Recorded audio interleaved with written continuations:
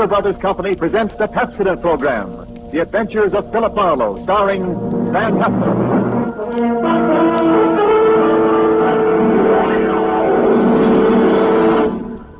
Pepsodent presents Philip Marlowe, Hollywood's famous private detective created by Raymond Chandler.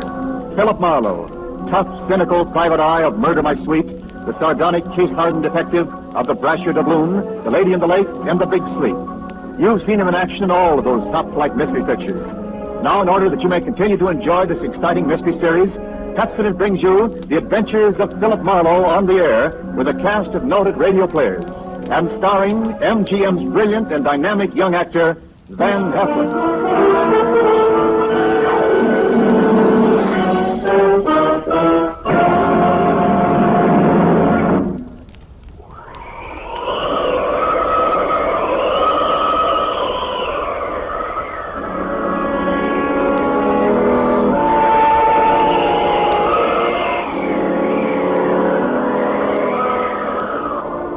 There was a rough desert wind blowing into Los Angeles that evening. It was one of those hot, dry Santa Anas that come down through the mountain passes and curl your hair, make your nerves jump and your skin itch. On nights like that, every booze party ends up in a fight, and meek little housewives feel the edge of a carving knife and study their husbands' necks.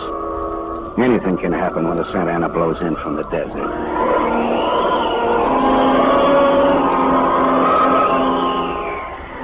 I closed up my office early. I got tired of reading Philip Marlowe, private investigator, backwards in the ground glass of my office door.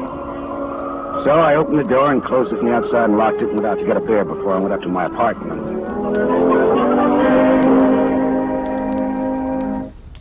Filler up again, Mr. Marlin? Marlowe. Marlin is a fish. Yeah, I know. Hey, you bartender. Come in on a ride. Drunk again. What'd you expect in this business? Autograph hounds? Make it snappy, yeah? Be right with you, sport. I gotta draw this man a beer. Crying out loud, these stumble bums that come in here. You got another customer, Backus? Hey, Bud. You seen a lady in here lately? A lady? Tall, good-looking, brown hair, a print bolero jacket, and a blue silk dress. No, sir. No, sir. Nobody like that, Spinner. All right, straight scotch, fast. Left my engine running out there. Yes, sir. Yes, sir. This slick-looking, sarcastic guy stepped up to the bar and drank his scotch whole. Then he turned to go out, and he stopped. The drunk was grinning at him. And then, without changing his grin, the drunk swept a gun from somewhere so fast it was just a blur coming out. Made a couple of hard snaps, and a little smoke curled. Very little. All right, you other guys. Don't move. So long, Waldo. All right, don't move, you two. Poor Waldo. But I made his nose bleed. So long, boys. Drink up. All right, get on that phone, kid. I'll get his license number. Holy smoke. Holy smoke. Not too late. Drove away with this dead guy's car.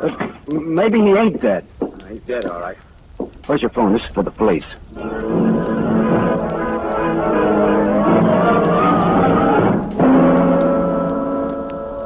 The prowl car boys were there in about 5 minutes. Waldo was out of business, all right. And nothing in his pockets told who he was, but he had about $700 on him. I told the cops what I knew, including about Waldo's tall, brown-haired, pretty girl in a bolero jacket. It was about 9 o'clock when I stepped out of the elevator in my apartment house and almost walked right into a tall, brown-haired, pretty girl in a bolero jacket, waiting for the elevator on my floor. Oh, excuse me. Just a minute, lady. I said, excuse me, I'm in a hurry. Else you'll be good enough Look, to you step better out. not go outside in those clothes. Just what do you mean by telling me This what? isn't a make. You're in trouble. Trouble? Yeah, the cops are looking for you in those clothes. But I haven't done anything that's... I'm in room 41 across the hall now. I never collected an etching in my life. All right, I'll go with you. I'll go. I got to my room and rustled up some scotch and soda and brought the girl her glass. She had a small automatic in her hand. It jumped up at me, and her eyes were full of panic. I put down both glasses on the table slowly so that I wouldn't be misunderstood. Look, sister, maybe this wind has got you crazy, too. Don't move. Be careful, don't move. A man just got shot in a bar down the street. Before he got it, he'd been asking about a tall, pretty girl with a bolero jacket, like yours. What do he look like, this man? Tall, 5'11", slim, dark brown eyes with a lot of glitter, dark suit, white handkerchief in the breast pocket. And he must have seen you earlier tonight to know how you were dressed. Am I getting anywhere? He used to be my chauffeur. You had an appointment with him, didn't you? Why? Listen, he asked for you, didn't he? Yes, I had an appointment with him. He'd stolen something from me when he left 3 days ago. I was going to buy it back from him. Why didn't you tell the police? I couldn't tell him. It was valuable, wasn't it? Valuable enough for Waldo to steal? $15,000. Oh, it's peanuts. But it wasn't a value. It meant something to me. The man I loved gave it to me, and now he's dead. He was a flyer shot down over Germany. I'll go back and tell my husband that. He probably hired you. He did? Well, how much is he paying me? And, where is this husband of yours? He's at a meeting. This late at night? He's a very important man. He's a hydroelectric engineer. I'll let you know that my husband is one of the... Skip it. I'll take him out to lunch sometime and have him tell me himself. And about Waldo. Whatever he had on you is dead stock now, like Waldo himself. He's dead. Waldo, dead? Yes, sister, he's dead. Dead. Lady, he is dead. Oh, Now scream and I'll give you 2 black eyes. I'm not going to scream. Who would that be? There's a dressing room behind that door. Hide there. Now, don't argue with me. Do it. All right.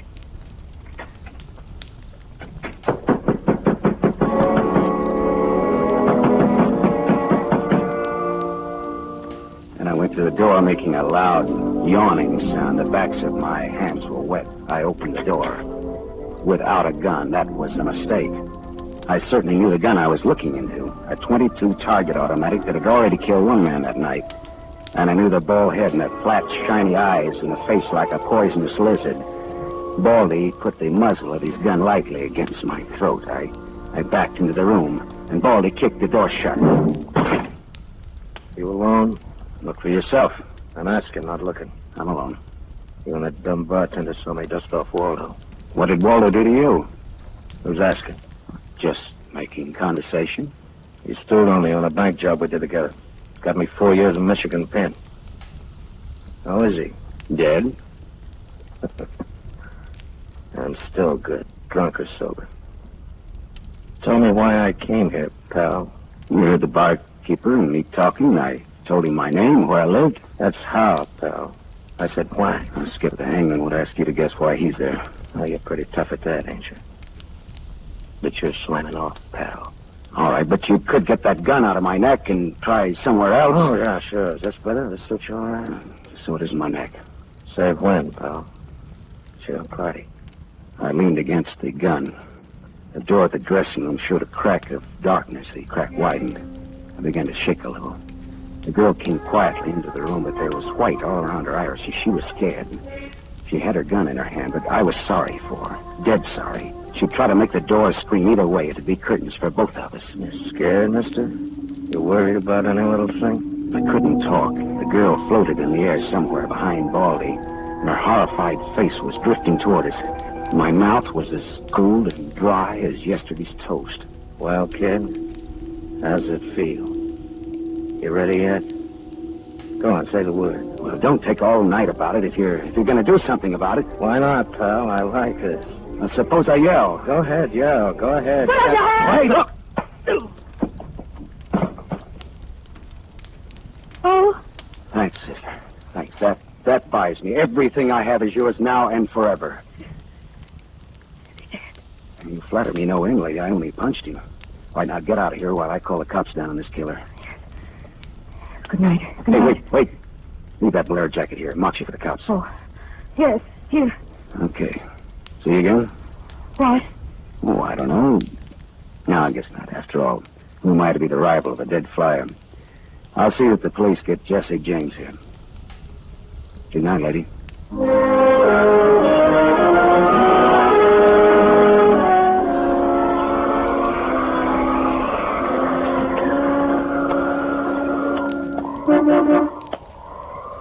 Yeah? Mean me? Yes, please. Oh, you. Again, huh? Sit in. I must talk to you. You want to know what happened at headquarters, huh? Yes. Well, I went down there with the law and gave him the story. I left you out of it. Thank you. You saved my life, so no one knows a thing about you. Well, incidentally, neither do I. Well, my name is Mrs. Frank Bosserly.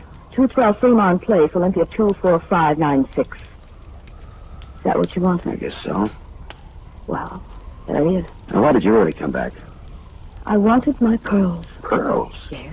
Pearls, too, huh? All right. Tell me about the pearls. You've had a murder and a beautiful mystery woman and a sadistic killer and a heroic rescue. Now we will have pearls. I was to buy them back from a man called Waldo. Well, I saw everything that came out of his pockets, and there weren't any pearls. Could they be hidden in his apartment? It's possible.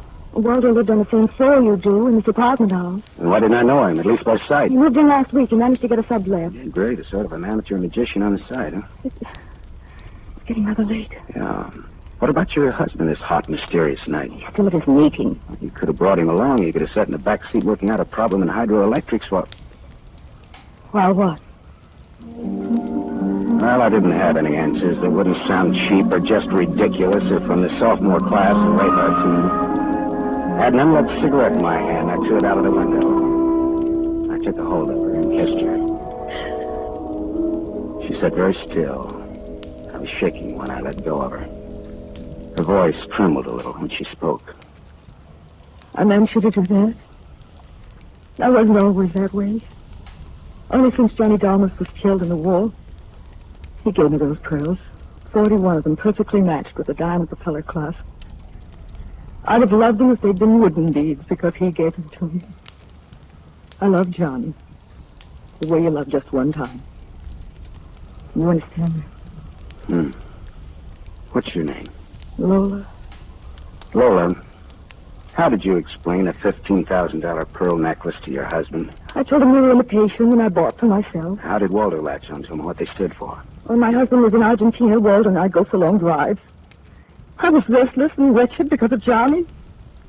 Sometimes Waldo and I had a little drink together, but that's all. But you confided in Waldo about this pearl. I was a fool. And when your husband came back, Waldo stole the pearls and offered to sell them back to you, or he'd tell Papa. Huh? I was a fool. And now you think the pearls are upstairs in Waldo's apartment? I suppose it's a lot to ask. No, sweetheart. I've been fading. I'll go look. We're here, huh?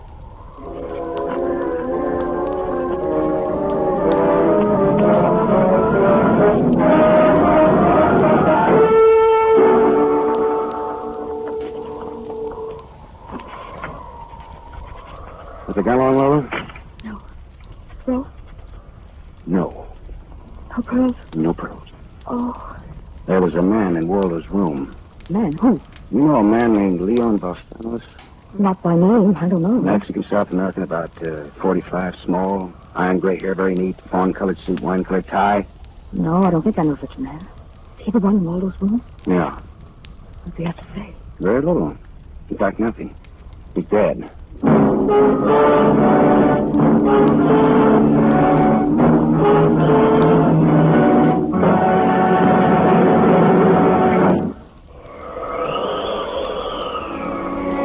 I sat with Lola Barsley in a car listening to that jittery, infuriating desert wind gallop around in the midnight streets.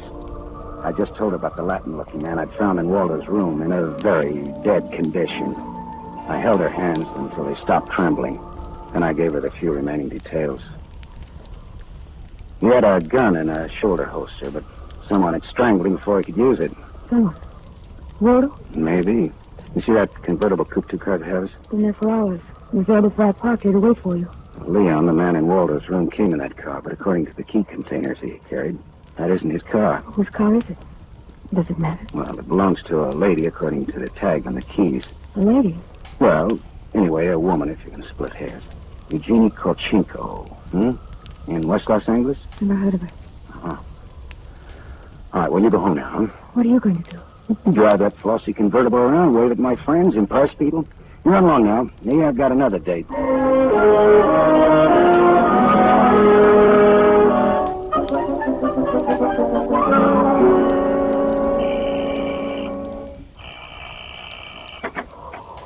Yes? What is it, please? Miss Eugenie Kolchenko, Yes? What is it? did you lose or misplace a pigeon gray convertible coupe? What are you saying?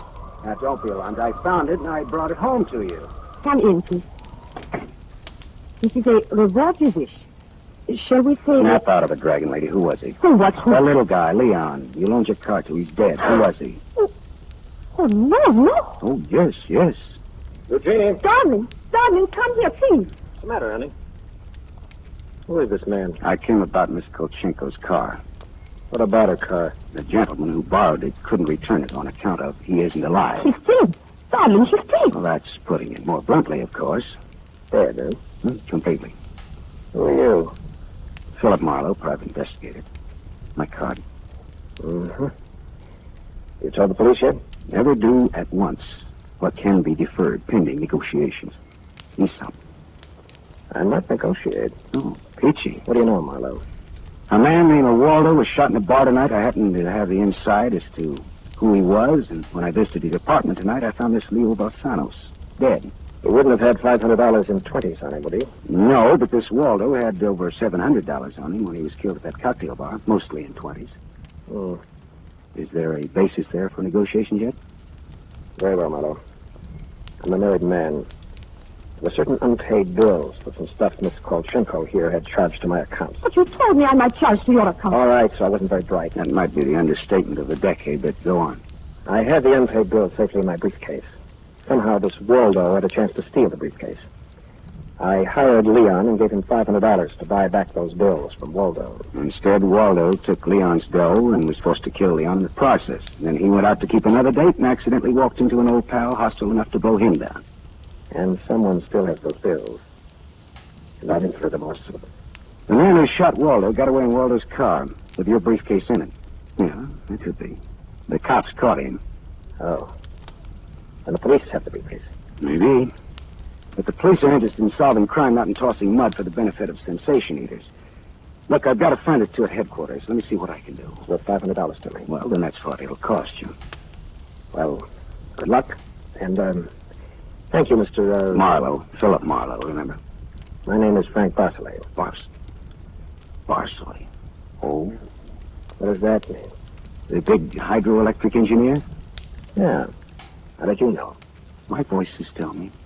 Who? Darling, this man is manifestly insane. It's the heat, Miss Kolchenko. It's the Santa and it's the desert wind. May I use your telephone?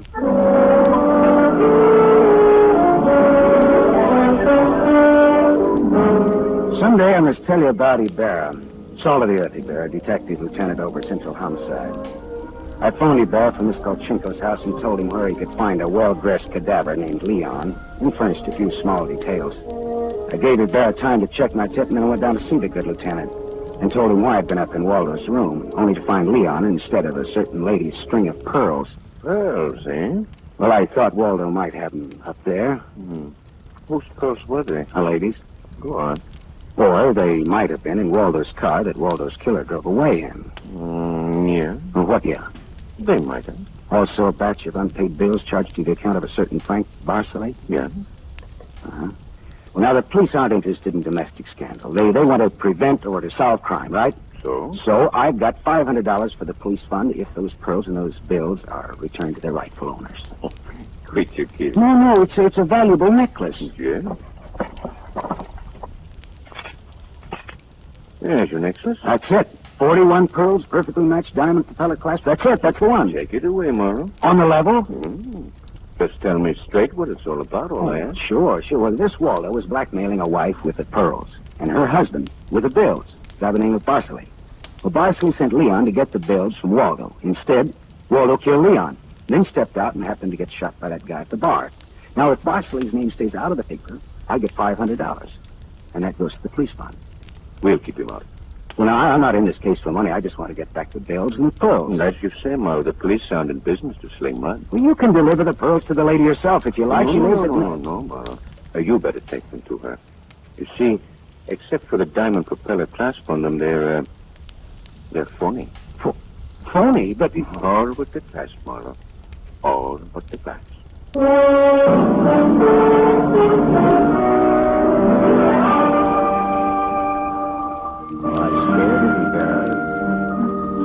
So the flyer, Johnny Dalmas, the great lover, had given Lola a string of fake pearls. Well, I didn't know how to tell her, but I called her up and told her to meet me at the Beachcombers at 2. I was going to slip her the bad news slowly. I'm glad you asked me to meet you here, Mr. Marlowe. See, I had to have someone to talk to. Go ahead. Talk. I'm listening. Now, Mr. Marlowe, now more than ever, I must have those pearls. Why? Money trouble? Oh, no. It's just that everything's gone wrong. And this morning my husband told me we're to separate. Oh, I'm sorry, Lola. But if I had Johnny's pearls, it would be a link with the past, and with Johnny, it only meant to me. It's how a woman feels, Mr. Marlowe. I wouldn't blame you for not understanding. Maybe I do, though. So please, Mr. Marlowe, please, we'll try to find my pearls. Lola, look, Even if it isn't all of them. Any part of them, any single smallest one. It'll be Johnny's. Look, will you meet me here again around 4 o'clock? I'll be here. Okay, I'll see what I can do.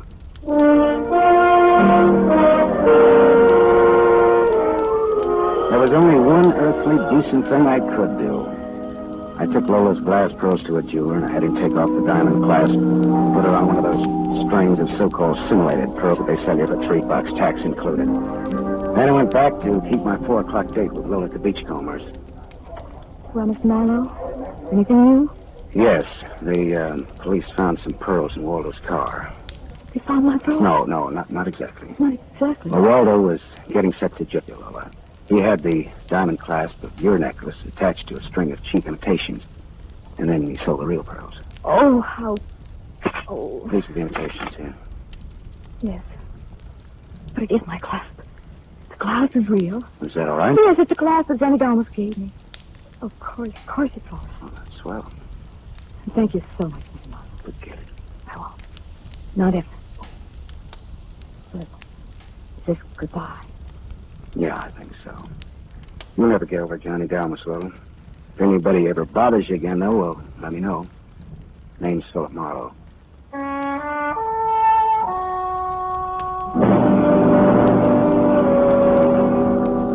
I drove almost to Malibu and then I parked and looked out on the rock cliff. Then I reached in my pocket and dug out the string of bohemian glass pearls that Lieutenant Ibarra found in Waldo's car. I cut the knot at one end and slipped the pearls off one by one. One by one, I flipped them into the water. Gull swooped down on them, and they flapped up again, screaming indignantly. The phony pearls had fooled Waldo and Lola Barsley, but they couldn't fool a seagull.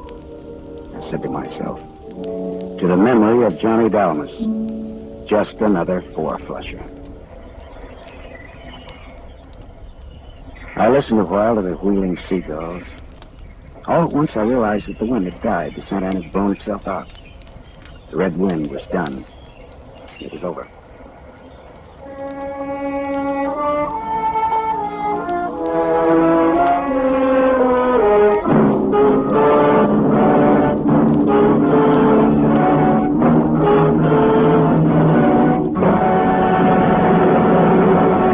You have just heard Van Heflin, starring in the first of a new mystery series, Raymond Chandler's The Adventures of Philip Marlowe, brought to you by the Lever Brothers Company, makers of Pepsodent.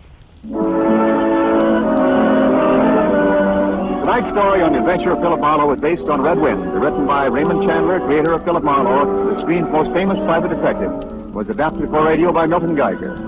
Heard with Van Heflin was Lorene Tuttle as Lola Barsley.